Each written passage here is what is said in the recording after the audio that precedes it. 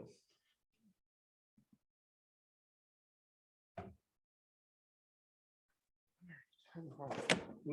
Figure that out if I don't kill myself in the way.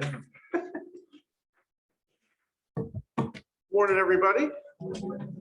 I didn't think I'd really have to teach this today because I thought I'd come in and tell Phil it's this opportunity to show second mile servant and teach the class for me, but see, I'm still standing here. Can I get someone to read Matthew 25:34? It's our key verse for today.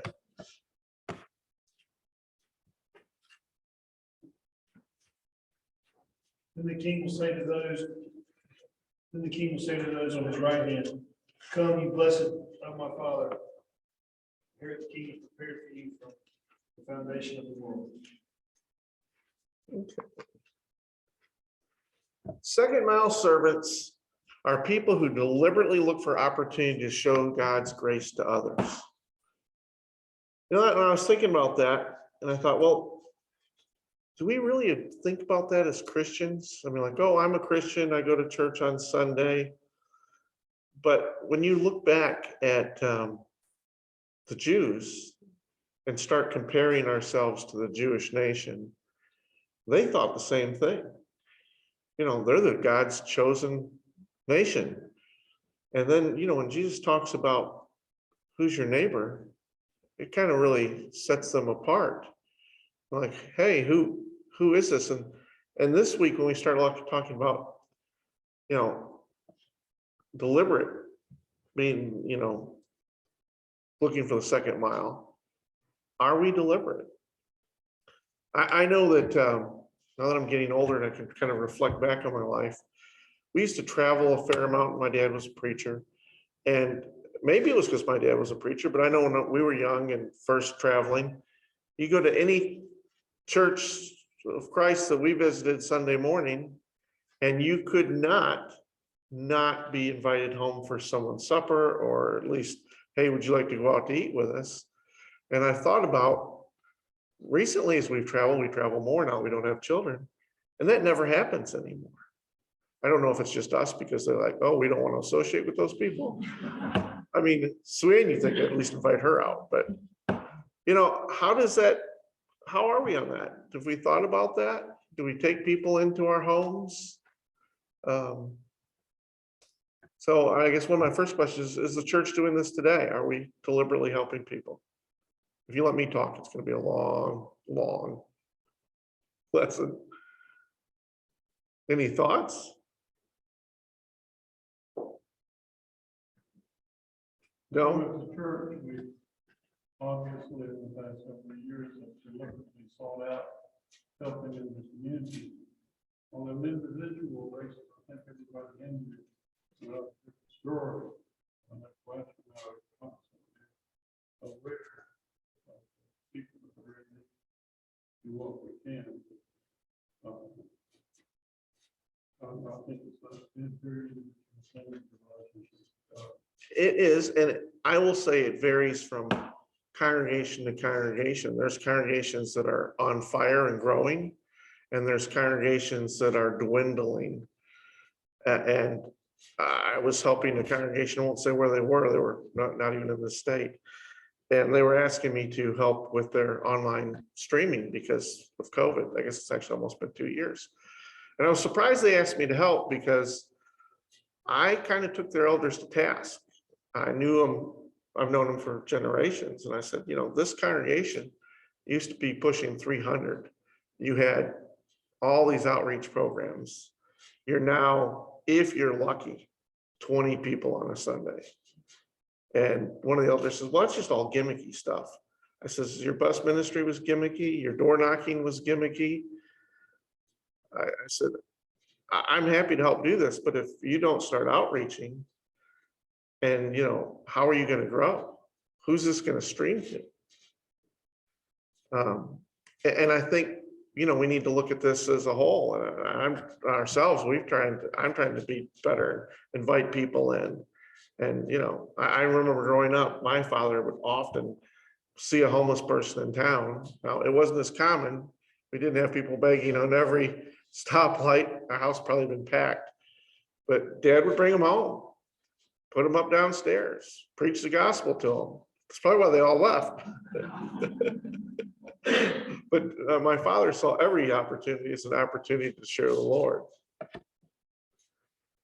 So how can we do this in a busy world today? I know when I've talked to people in different places, they say, well, that doesn't apply today. You know, safety, we have to be safe. We have kids, we have to take to soccer.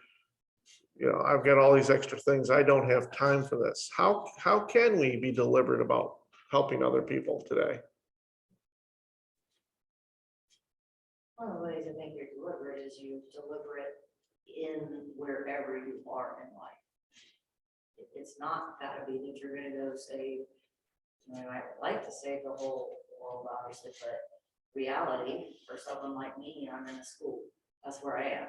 I'm there from sun up to sundown. I'm on the field with band and I'm there. It's very deliberately listening to the people around me and interacting with the people around me and reaching where I can reach. Anybody else? You can be deliberate at a soccer practice. In the way which you relate to the other parents or the kids, or you know, I was heavily involved with our boys' sports.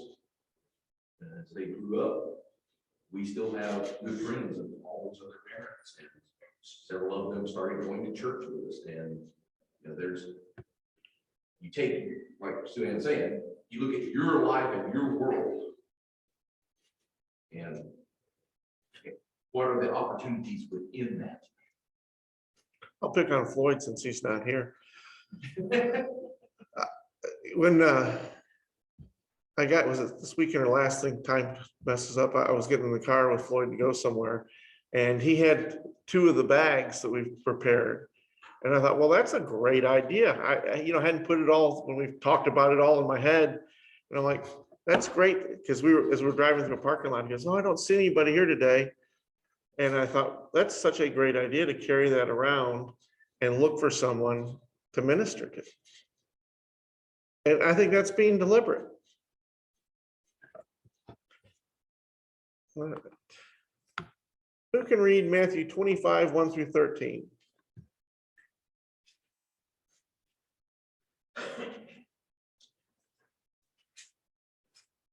And the kingdom of heaven will be like 10 virgins who took their lamps and went to meet the bridegroom. 5 of them were foolish and 5 were wise. But when the foolish took their lamps, they took no oil with them. But the wise took flask of oil with their lamps. As the bridegroom was delayed, they all became drowsy and slept. But at midnight there was a cry, here's the bridegroom, come out and meet him. Then all those virgins rose and trimmed their lamps. And the foolish said to the wise, give us some of your oil, for our lamps are going out. But the wise answered, saying, since there will not be enough for us and for you, go rather to the dealers and buy for yourselves. And while they were going to buy, the bridegroom came, and those who were ready went in with him in the marriage feast, and the door was shut. Afterwards, the other virgins came also, saying, Lord, Lord, open to us. But he answered, truly I say to you, I do not know you. Watch therefore, for you know neither the day or the hour. So what's this say to us? What's the message here? Yeah, going back to picking on Floyd, he's being prepared to serve.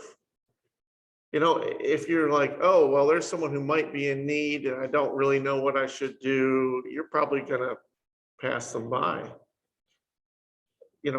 Same with that attitude I was talking about, inviting people home. If you go, hey, that's something I could do, I'll look for a visitor and say, hey, would you like to come home with us? You're going to be prepared for that. If you see someone go, oh yeah, I don't even know what I'm going to do for lunch. I might be going to McDonald's, or I might be, looking for scraps in the kitchen. Then you're not likely to probably ask someone to do that. So if you start getting that mindset of how can I serve people? What can I do? Then you're prepared for it. One answer to this question Sure. The parable, five foolish virgins, the oil that they're lacking. And I'm thinking that that oil represents something. I mean, Kirby obviously got the bag, so he's prepared to offer a bag and whatever that leads to. But what are the virgin, what is that they're missing to be prepared for the bridegroom? In my opinion, it's a reflection of your life. You know, if we are doing what we're supposed to do, and we're serving the Lord, and we're constantly putting the Lord first, which I believe takes planning. You have to say, this is what I'm going to do. I'm going to be prepared to share the gospel. I'm going to be prepared to be the example. It takes forethought. So it's easy to say, oh, yep, I'm a Christian. Love the people on Sunday, Wednesday night.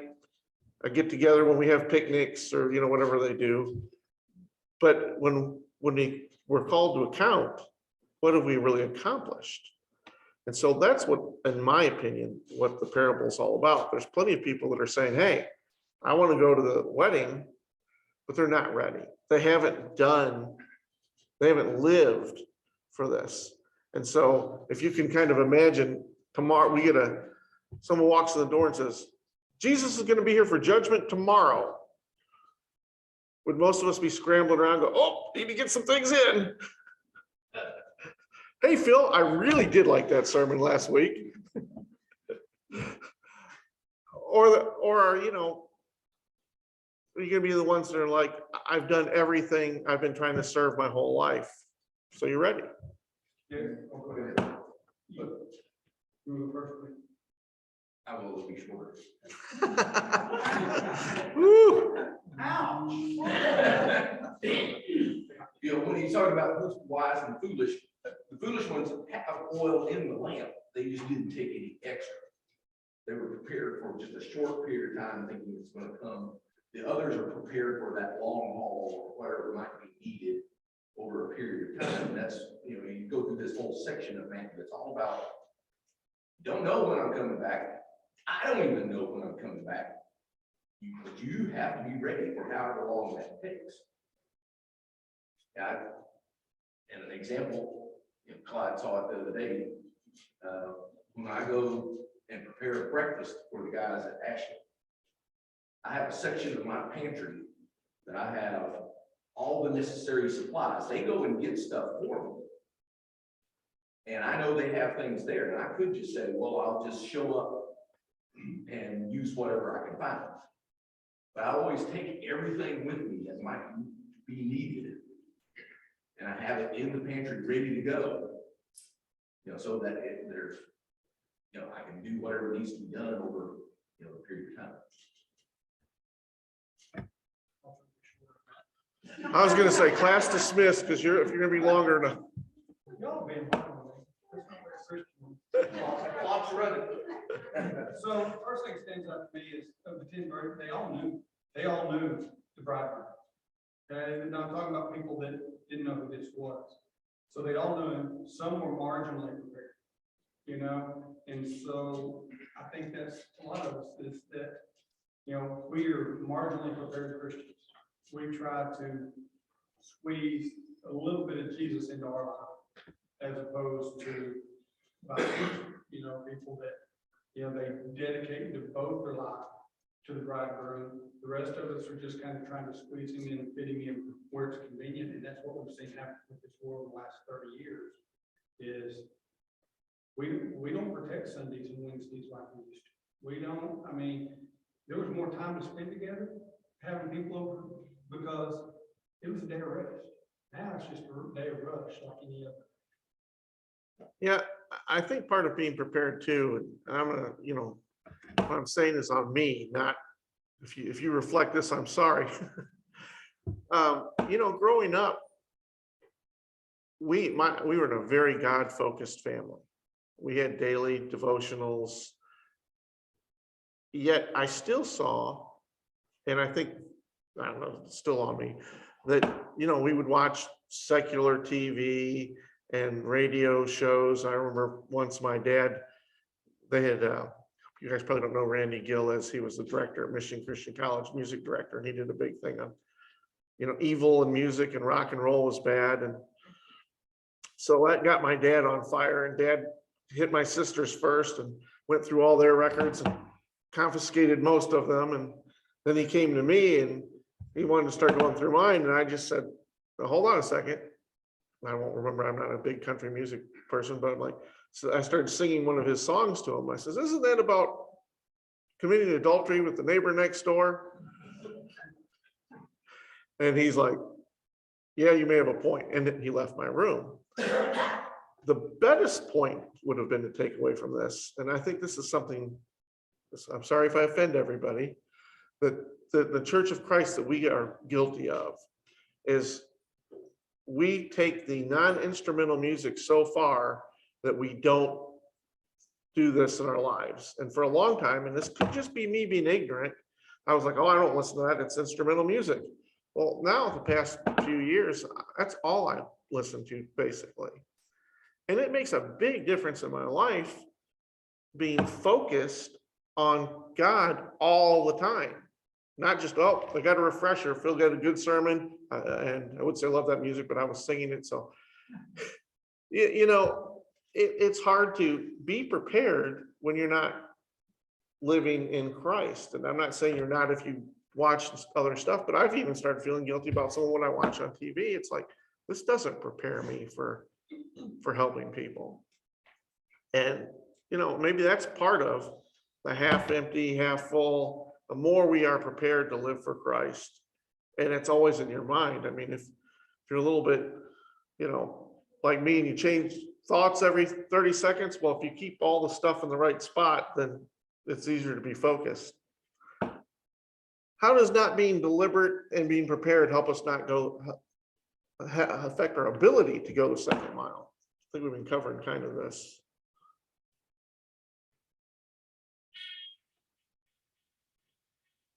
All right, nobody's So you don't have what it takes to follow through. right. You see an opportunity, but you don't have a homeless bag or don't have that ability to treat someone to a meal that's a stranger, but you have something in common with a Christian belief. And that's what I think I was saying about, being prepared. If you're focusing your mind, it's not just having that bag or like, hey, I got an extra, well, probably $30, $40 in my pocket today to take someone out to eat. It's that mindset. Is your mind set on God? So you're like, hey, I need to do this. All right. Someone read Matthew 25:14-30.